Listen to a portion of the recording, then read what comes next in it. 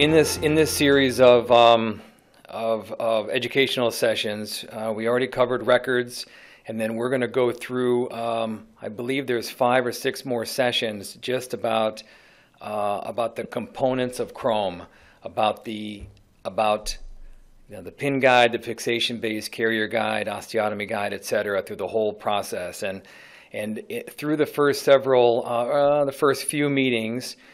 We're just going to condense them and just try to talk about just the physical parts, just about the parts that come that arrive for surgery. We'll put some things in there about the surgical procedure. In some, if they're pertinent. Otherwise, we'll just kind of stick to just the materials. And so in this session, we're going to talk about the pin guide and the fixation base for dentate, for edentulous, for double edentulous, which is really its own kind of technique at the pin guide stage, and then just a little bit of brief discussion, things to look out for at surgery, just for the last couple of slides. So the purpose of the pin guide. So we're going to, some of this will be basic, not much of it. I don't like to do too much basics because I think everybody is pretty familiar with Chrome and the components. So maybe a little bit more, level 200. But at its essence, the pin guide, it sets the stage for the whole surgery. It ensures that the case starts accurately. If the pin guide fits the model, which it will, then by all means it should fit the mouth as well. Now you'll know that these cases are compromised. These patients have pathology, mobile teeth, a lot of them are in pain, and a lot of them, and they all require almost an extensive, exaggerated impression, because we always want the vestibule. We want all the teeth, and on the maxillary we want the full palate back to the vibrating line. So it's a full impression. Custom trays are best, and we want the full vestibule. So it's a lot of material, and we just, our experience is that a lot of these models are not perfect, and we'll show some today, but you already know this. And so the expectation is still that the pin guide will fit, because if the pin guide doesn't fit, then the whole case is off. So that's the main purpose of the guide. And the other purpose, of course, is to deliver the fixation base, right, which is the metal underneath. There's different names out there on the marketplace for this metal, but we call it the fixation base. And so it delivers the fixation base in place and holds it in place while we drill the facial sites and put the pins in. It can also be used to mark where the further tissue reflection. So in other words, the pin guide can be seated, pardon me, and a surgical pen can be used to mark along the tissue, and that will show how much tissue can be reflected. And you would of course go a little beyond the pin guide, because you're going to have the fixation base inserted. And in an edentulous case, the pin guide will seat just like the denture, exactly like the denture, because it's a duplicate of it. And it'll verify that that it's seated, but then also on many of these cases we include the opposing teeth, the negative of the opposing teeth. And so you can put the patient into occlusion, into a bite, while you're drilling the facial pin. So that's the purpose of that, to help with stabilizing it. The pin will be stabilized, pin guide will be stabilized with the bite. Mm-hmm. The fixation base purpose, it's the foundation for the surgery, and it really supports all of the rest of the items, the parts of Chrome throughout the surgery. So of course the fixation base stays in the mouth through the entire surgery, even through the conversion of the temporary prosthetic. We've been in surgeries where the bone's been reduced, the implants are placed, and out comes the fixation base. And then of course there's no reference for the prosthetic. And it has to be reinserted, and we've had phone calls right in the middle of surgery, and they don't know the doctor doesn't know how to load the prosthetic because the fixation base has been removed. So it stays in for the entire time, all the way through to the rapid appliance. We have, in the instructions when a case arrives, there are specific detailed instructions on how to quality check a case. when it arrives for surgery, preferably a day or 2 or 3 before surgery. In fact, we have a lot of doctors who don't even schedule a surgery until chrome arrives, or they'll schedule it for a week after, because they want to invite the patient in. They'll schedule them, they'll seat the pin guide, they'll make sure that it's fitting, they'll make sure there's no rock, make some adjustment to it, and then they know the day of surgery is a go. Then they'll schedule anesthesiology, or at least then they'll have kind of a buffer in there in case there's anything wrong. So that's a very common thing to do. But the most important part when the pin guide arrives is that you seat it on the model and that you're comfortable with it fitting the model, and if the patient does come in, that it fits the mouth. An edentulous, it's going to fit exactly like the denture, no different, because all these cases are captured. Edentulous cases are simply a dual scan of the patient's existing denture, and one of the most important parts of edentulous cases is that the patient's existing denture, or if you have to make a denture from scratch, that it fits, that the teeth are in the right position, that there's no rock to it, it doesn't have a soft reline, it has to be all acrylic. And with those elements, with the dual scan technique, the pin guide is a mirror image, a copy of the denture, and so it should fit just like the patient's denture did, no different. One thing to be careful of when you are QCing the pin guide and assembling it with the fixation base is that these, we just kind of call them the pin guide loops, that these holes and the section that goes into the chrome lock, that the guide does not come out. I have a little animation here, that it does not come out in a rotational movement. In other words, when you separate the pin guide and the fixation base, you pull them apart vertically. You vertically remove the pin guide away from the fixation, because if you rotate it out and twist it and turn it because it feels a little tight, or because maybe one of the chrome locks has been pushed in, it will break. And because this little pin here is plastic, it'll break. It's not necessarily the the end of the surgery.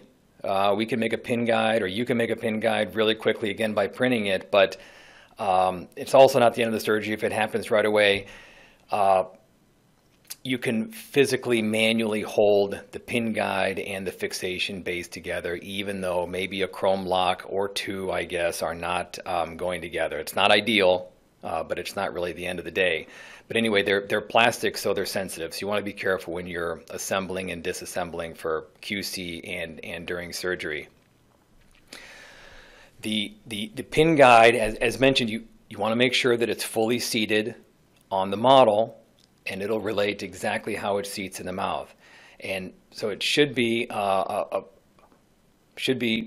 very accurate seating. Now, one thing you'll notice when you're seating a pin guide is that, same as in the model in the mouth, there could be a gap on the lingual of a tooth, on the undercut area.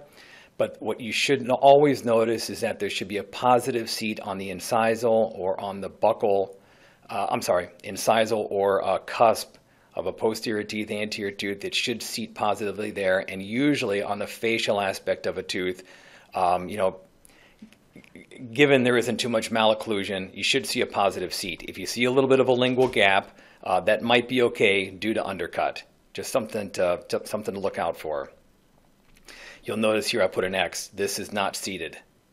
This is in the mouth. This was probably tissue holding it up, but tissue cannot hold the pin guide up. It can be compressed down, or at least after the reflection, that gap should be closed. Very important. As mentioned, if the pin guide is up, if it's not oriented right, the whole surgery is going to be off by that amount. Pin guides, our goal is to make multiple sites. It kind of depends on how many teeth the patient has. A lot of these cases, the patient only has anterior teeth, and therefore these are free end areas that are just resting on the saddle. But if there are, or on the ridge, but if there are posterior teeth, we try to cut windows in multiple areas, open them up so you can visually see that it's all the way down. If you need to adjust, so if a pin guide goes in and there's a little rock to it, then the doctor can use some indicator paste, and then just adjust it just like you would a splint, a hard splint, or a denture. Really, that's it. as you know, it's basic dentistry, but indicator and adjustment until it's fully seated. How much adjustment is too much? I think I mentioned this a little bit in a slide later. If it's really off, and clearly the model has a lot of pulls and drags, hopefully we would have had a discussion about this, a few weeks earlier. But it could be that the digital impressions came in and they were warped. I would hope that that means they would not have aligned with the CT scan, and we would have caught that earlier. But if there is a lot of rock in it, and it just seems like excessive adjustment, you may want to consider stopping the surgery, because if it's up, then the implants are definitely going in a wrong trajectory, and that can be a real problem. So just it's really, really rare, but it has happened.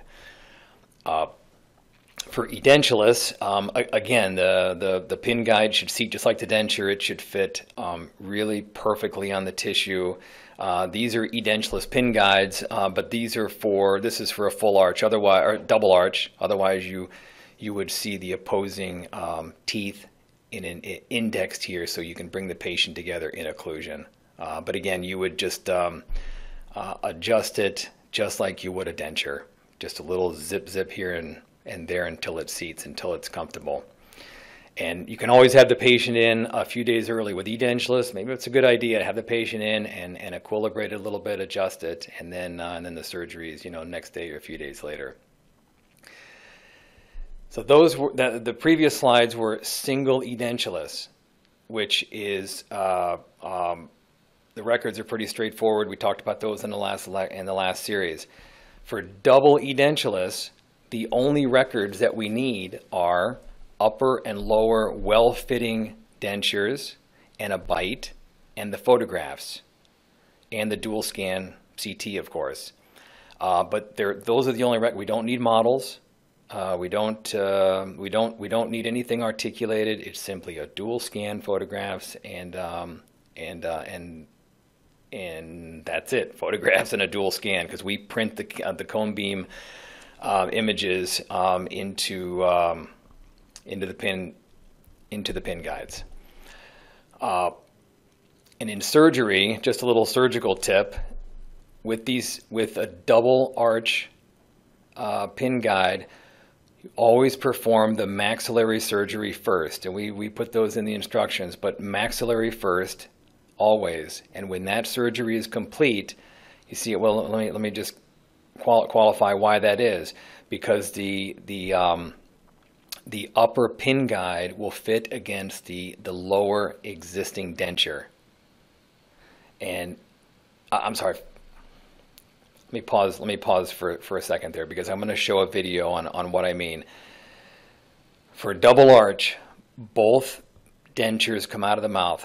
Let me just restate correct what I was saying. In a double edentulous, both pin guides go in the mouth at the same time. And so we design this bite on the maxillary to fit into the mandibular, right? So both go in at the same time. Let me show a little video on what we do. So patient has existing dentures. They fit perfectly. This one, the doctor was opening the posterior bite a little bit and took a bite. And those are either transformed into scan appliances with markers, or you put the markers on the denture. This doctor wanted to use scan appliances. You make sure that they fit very well, and then both pin guides are placed in the mouth at the same time before the tissue is reflected. And if anybody wants to take notes on that, we can have more detailed discussion at the end of the program today. But both pin guides are inserted. There is no flap at this point, and you see how the upper and lower go together with the bite, an integrated bite on the lingual of that upper. You can't really see it.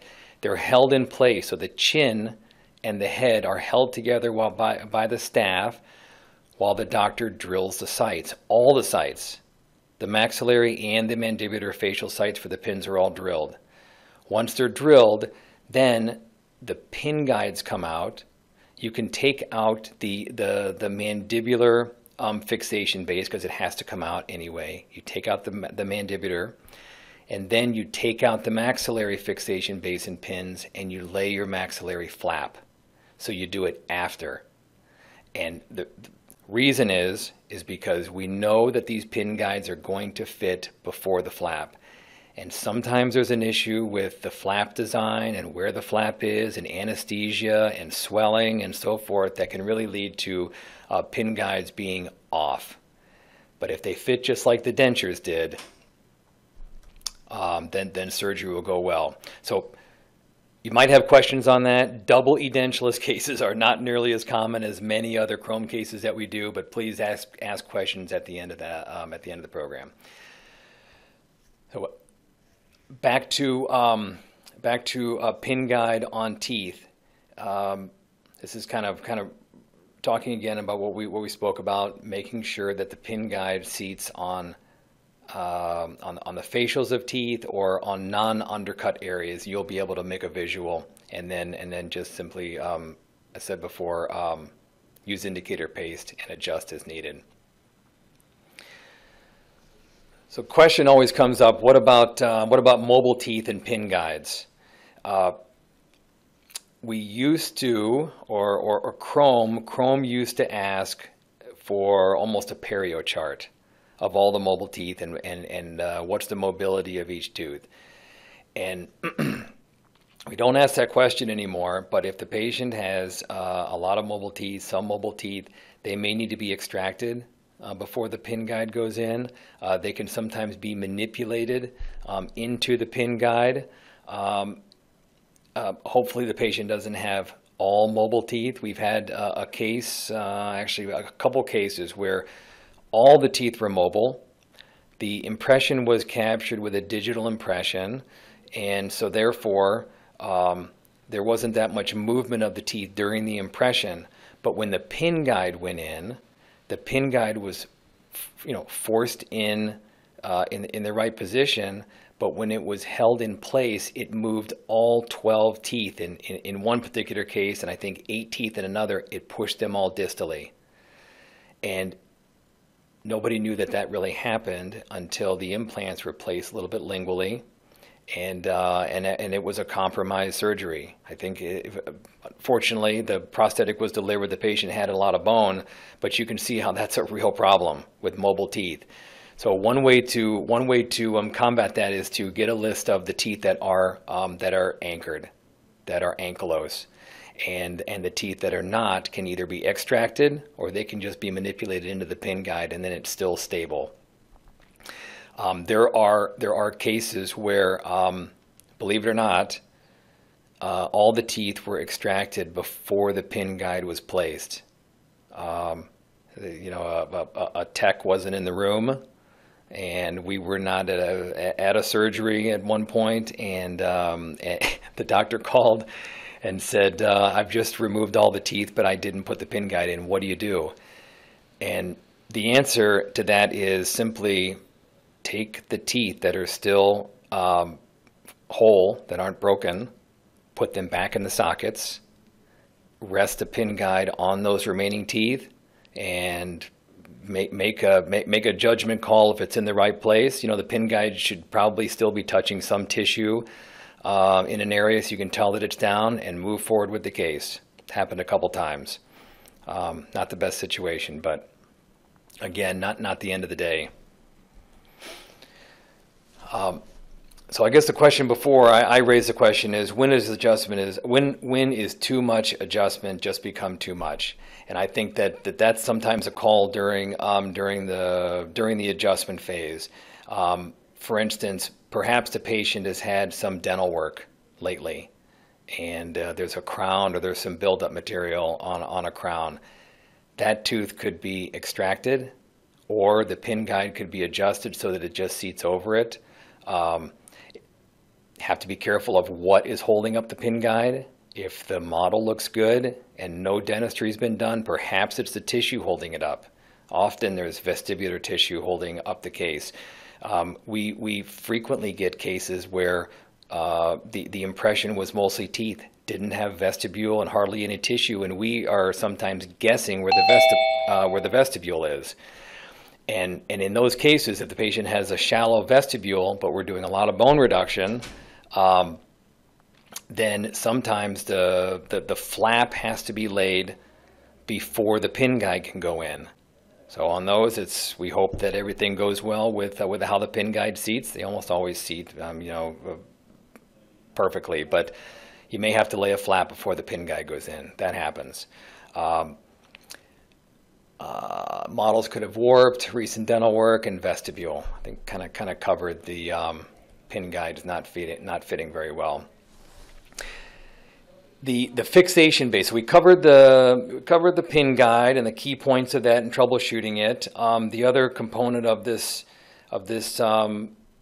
meeting is the fixation base, and a lot of things are pretty straightforward on the fixation base. It's made of SLM, selective laser melting. It's an STL file we designed digitally.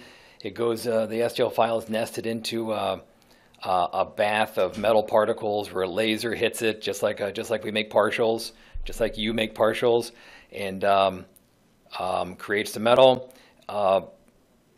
These are the fixation pin sites. We are now, you'll see we're rolling out these blue, call them chrome locks now, chrome locks instead of Swiss locks. We're making them blue so that you can tell in a bloody environment whether you're pulling a pin or whether you're pulling a chrome lock out. You don't want to pull the wrong one at the wrong time.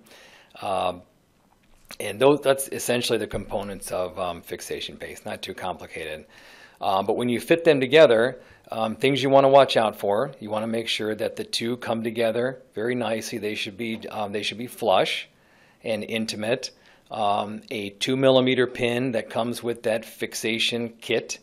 The pin and the drill should both fit in here. There is a little bit of wiggle room. The pin is 2 millimeters, the drill is 2 millimeters, and the sight is 2.1. So it's just 1/10 of a millimeter larger. So there'll be a little bit of wiggle room, but the idea with pin-supported fixation base is that the offsetting trajectories of the pins is really what holds it all in place. So just physics is holding it in place as opposed to a metal-to-metal intimate fit of a pin and the hole. So that's kind of key. You'll notice there'll be a little bit of wiggle room when you put a pin in. The plungers, the plunger part of the chrome lock, sometimes you'll find that they get a little rigid, a little stiff. Sometimes in the package they seem like they're just smooth and they're oiled and they're easy to pull in and out, and when you assemble them they seem a little tight. You can always add a little bit of mineral oil into it. You can also pump in and out 3, 4, 5, 6 times, and they'll all of a sudden become easier to push in and out.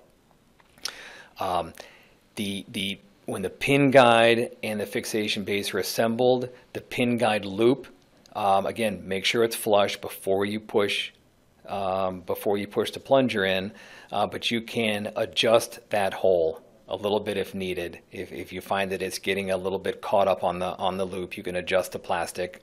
That sometimes helps with making the plunger go in easier. As I mentioned, we're trying to roll out the blue. It's just a matter of inventory, but soon they'll all be blue. And and they're also a new design. The chrome locks are on a 5th generation. Kind of went through all kinds of problems with these Swiss locks and chrome locks, but the 5th generation, it now has a little hole in here for if you want to put dental floss in there to hold onto it. Forgive me. We originally put the hole for dental floss because the 3rd and 2nd generation, the plungers would pull out. They don't pull out anymore. We left the hole there. There's a locking mechanism in here that the plunger should not ever pull out. And then the color is for visualization. So mention that. And this is just a few more slides. You're almost finished. But one of the things to notice during surgery is that in the GSI report, the distance between the fixation base and the bone should mirror the that we send out in the GSI report should mirror the actual surgical, the surgical appearance. So you'll always see that there's a little gap between the bone and the fixation base, and that's by design. The only thing that holds this in place is the offsetting trajectories of the pins. So that's how you'll know the fixation base is seated in the right place. So just to wrap up the meeting, just a few things to look out for on the fixation base and setting the pins.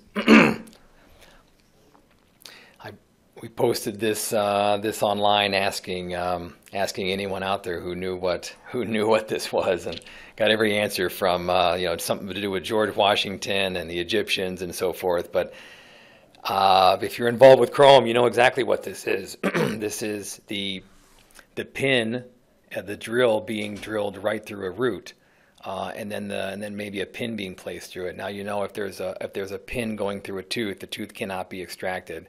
So in the instructions that come with the GSI report, we will mention that